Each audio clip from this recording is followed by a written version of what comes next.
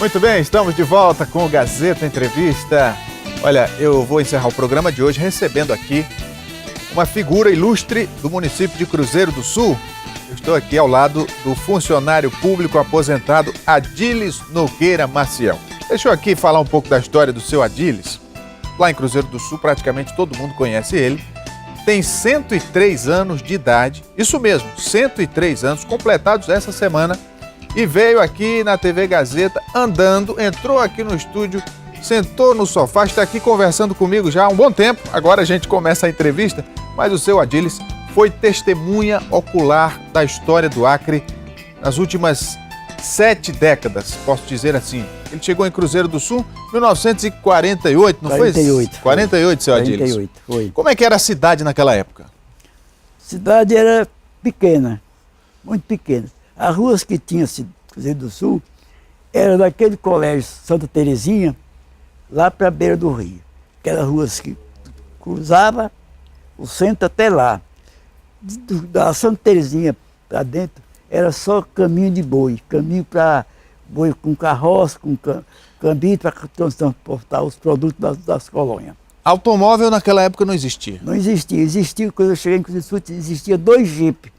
Um do prefeito e um do delegado de obra, que era o capitão Pedro. Existia 2 caminhões de transporte também do território, que era do governo. Como é que era a economia naquela época? A economia que era muito precária.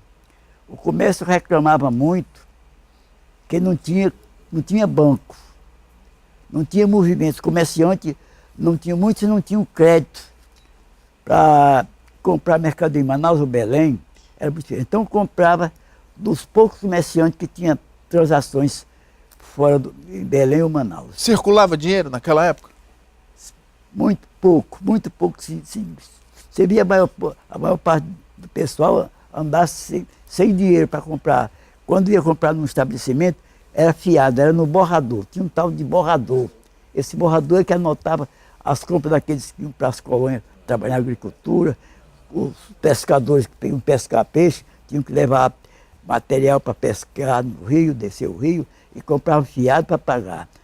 Os seringueiros que trabalhavam nos seringais, tudo aviava-se dos patrões. Transporte naquela época só avião e barco, né? Só avião e barco, só barco. Transporte terrestre, se tivesse andar da centro da cidade para as colônias, era a pé.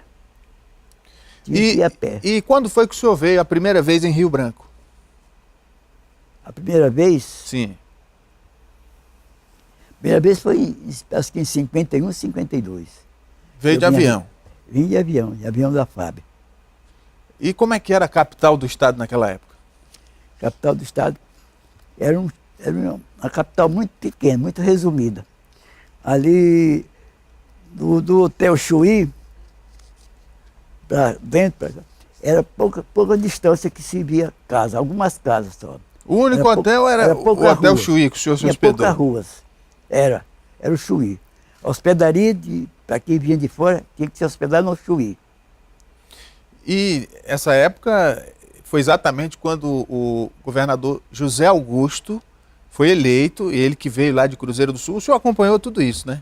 Acompanhei porque eu estava em Cruzeiro do Sul, eu ia viajar até para Manaus. Tinha saído de uma firma que eu trabalhava e ele foi ao Cruzeiro do Sul. Eu já tinha sido nomeado pelos 2 territórios, funcionário público. Sim, já era funcionário público. Em 62. Quando foi do ano da eleição, que houve a eleição, eu fui nomeado depois da eleição. Quando foi em 63, que ele veio para assumir, estava no Rio de Janeiro, veio assumir, aí de Cruzeiro de Rio Branco, ele foi num avião para Cruzeiro do Sul para trazer os amigos que tinha lá da eleição passada, que teve muitos votos lá em Cruzeiro do Sul, trazer os amigos que tinham votado com ele, né, aqueles que tinham mais amizade, trazer para assistir a posse dele. Sim. Bem, ele chegou na casa do prefeito, que era muito amigo dele, o Chico Vieira, aí se hospedou lá na casa. Mas chegou procurando logo pelo meu nome.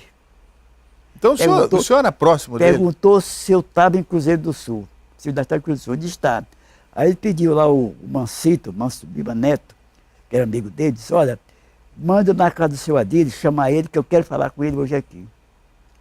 E aí, quando foi à noite, eu fui para lá. Senhor Adílis, e nesse tempo todo o senhor acompanhou a política do Acre. O que é que mudou nesses quase 70 anos que o senhor tem de testemunha ocular da história? O que mudou? Bem, mudou muita coisa. Mudou para melhor, né? Que hoje, o Acre é outro. Para quem conheceu o Acre, como eu conheci em 48, até 62, até quando Zé Augusto foi eleito, o Acre era outro. Era uma ninhadazinha de prédios, o quadro de funcionário era o mínimo, o quadro de funcionário era pequeno. Eu me lembro até que quando veio a Revolução de 31, de 64, fui eleito foi nomeado aquele militar, né? Ele um dia lá em Cruzeiro do Sul, quando depois que ele fundou o partido da Arena, que eu fui o presidente da Arena, Cruzeiro do Sul, até 75, ele foi lá em Cruzeiro do Sul e disse, seu Adílio, eu vou lhe dizer uma coisa, o povo do Acre tem muito raiva, muitos são meus inimigos, mostraram-se meus inimigos, porque eu fiz coisas que não devia fazer, que era coisa de caserna, não era de política, e eu não entendia política. Errei muito, sei que errei. Mas eu fiz uma coisa no Acre, que o Acre talvez muitos não reconhecem. Quando eu fui a Brasília falar com o Castelo Branco, a primeira coisa que ele me perguntou, disse, governador, você precisa desse funcionalismo que foi nomeado agora, que tem lá no Acre? Você precisa dele para trabalhar no seu governo? Preciso, senhor, preciso, governador, presidente. Sem esse pessoal, eu não posso trabalhar, porque o Acre não tem funcionário público. Quer dizer, estava tudo começando naquela época. Tudo começou. E como é que era a relação política, não só na ditadura, mas logo após, com a democracia? Mudou muito o comportamento dos políticos, senhor Adílis? Na opinião do senhor? Mudou muito. Para mim mudou muito. Na época política, naquela época, havia mais honestidade nas campanhas e mesmo no comportamento com o eleitor. Dava mais atenção ao eleitor. O eleitor era visitado sempre, quando os políticos vinham do Sul, para Rio Branco, ia para Cruzeiro do Sul, havia aquela caravana de eleitores que iam lá para receber o político, o governador, ou o deputado federal, ou o senador, e o receber no aeroporto. Era aquela festa. E quando chegava, reunia-se nos diretórios, fazia aquela manifestação. Era 2, 3 dias de festa que havia do povo satisfeito com o desenvolvimento do Estado, da mudança, tudo assim. Hoje não se vê mais isso. Outra coisa hoje que a gente tudo está mudado. Vendo aí, essa semana, essas enchentes que atingiram vários municípios do estado. Naquela época, os rios enchiam desse jeito também? Enchia, mas nunca houve inundações, não. Nunca chegou a alcançar o que já vi agora ultimamente no Cruzeiro do Sul. Nunca chegou. Chegava ali, por exemplo, na Avenida Manso Lima, na entrada ali, pegar ali a cabeça da ponte, eu trabalhava numa firma que ficava ao lado, o prédio ficava do lado, na mesma rua, e via a água chegar, mas nunca subiu no nível da terra. Sempre ficava meio palmo abaixo dali. E aqui em Rio Branco, o senhor tinha notícia naquela época de que os rios subiam tanto assim, que as cidades eram alagadas? Não, nunca tive notícia disso, não. Agora, senhor Adílis, a gente percebe que o senhor, com 103 anos de idade, mantém a consciência lúcida, conversa com a gente naturalmente, fala de todos os assuntos. Qual a receita para viver tanto, senhor Adílis? A receita é muito fácil. Ter boa alimentação, não beber, não fumar, é as principais. E não namorar muito também. Essa parte aí não sei se vai ter gente que vai querer fazer, né? Porque dizia um médico lá em Manaus, me disse para mim, pois é o que se mais faz hoje em dia, senhor Adílio, as pessoas, é namorar. Eu digo, como? Ora, como? Porque não se conforma. Às vezes ter sua esposa, ter sua família.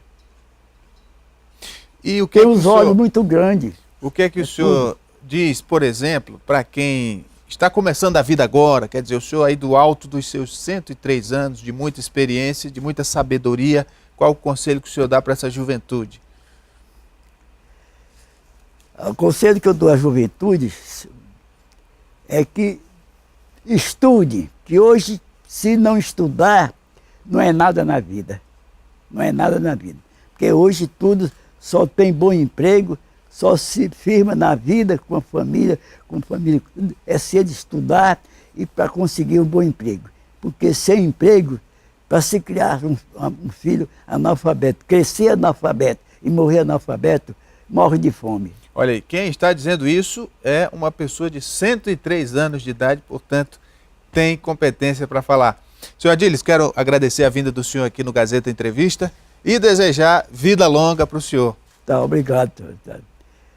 O Gazeta Entrevista de hoje Eu chega por aqui. agradeço, sabe, essa sua manifestação, comigo, sobre a minha vida em Cruzeiro do Sul, e agradecer a todos os cruzeirenses e rio-branquenses e amazonenses que tenham uma vida de paz e crescimento, e que o governo que está hoje muito preocupado com as enchentes que está acontecendo no estado, que ele possa superar esse acontecimento, que tudo volte à normalidade que nós desejamos. Muito bem. Muito bem.